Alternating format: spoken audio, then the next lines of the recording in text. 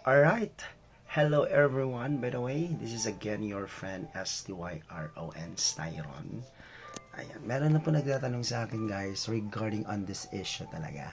Kasi hangop ito sa totoong buhay. Nagtatanong po siya ano daw yung masasabi ko tungkol po daw doon sa mga binigyan daw ng mga chance pero hindi makalimutan yung mga mistakes niya, yung nagawa niya noong nakaraan.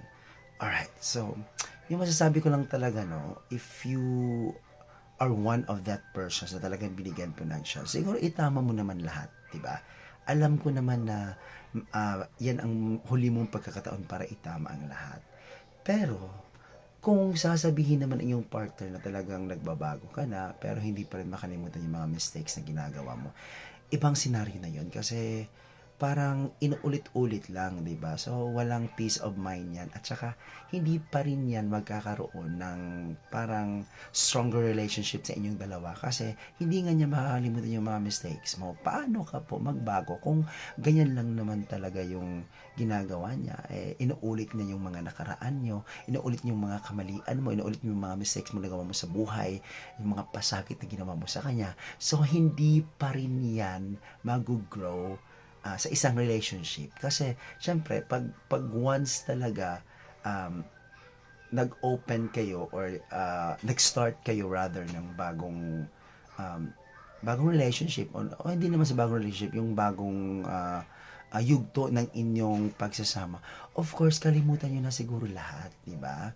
Kasi if you are willing naman to accept, you are willing to sacrifice everything, di ba? Yan naman talaga yung pinaka-importante eh. Huwag mo nang ungkatin yung mga nakaraan kung binigyan mo naman siya ng mga maraming chances or pangalawang chance na dapat hindi niya talaga gagawin ang mga mistakes na ginawa niya sa tanang buhay na ginawa sa'yo.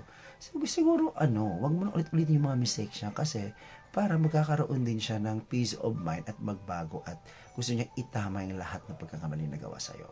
Kasi at the end of the day, kayo lang naman talaga yung magkakaintindihan sa lahat ng mga bagay, di ba?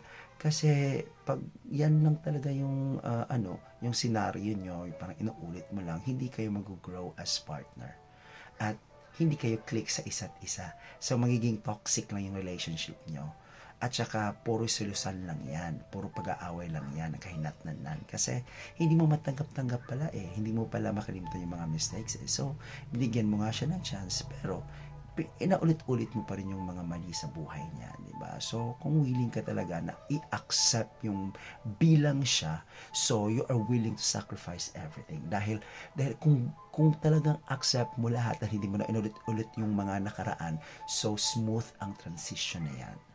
Oo, talagang meron niyang perfect relationship in the end. Oo, yan na yung pinaka-importante talaga. So, i-accept mo, oo, kung ano siya, o wag mo ulitin yung mga nakaraan kasi nagsisimula na nga kayo eh, di ba? So, it's better na mahalin mo siya dahil bigyan mo ng pagkakataon or bigyan mo ng time and space para po ay talagang maitama niya ang lahat. Yun lang masasabi ko kasi sa isang relationship talaga is you need time, you need space, and of course magkakaintindihan lang kayo. You have to support each other. Tapos kailangan mong suportahan kung ano yung gusto niya, kailangan mo ding ano tawag dito, mag-adjust din kasi ganoon naman talaga sa isang relationship guys, lalo na pag nagtagal kayo, doon na talaga yung pinaka-risky moments talaga sa inyong dalawa. So labanan nyo, di ba? Oo. Kasi kung ganyan lang naman siguro, kung bigyan mo siya ng chance tapos lagi mong inulit yung mga mistakes niya, walang kahinatnan yan. So useless lang yung pagsasama niyo. So pag once willing ka to accept that person again, so willing ka din mag-sacrifice and mag-risk sa lahat ng bagay. Kasi mahal mo, di ba? Yan yan. Thank you. Bye-bye.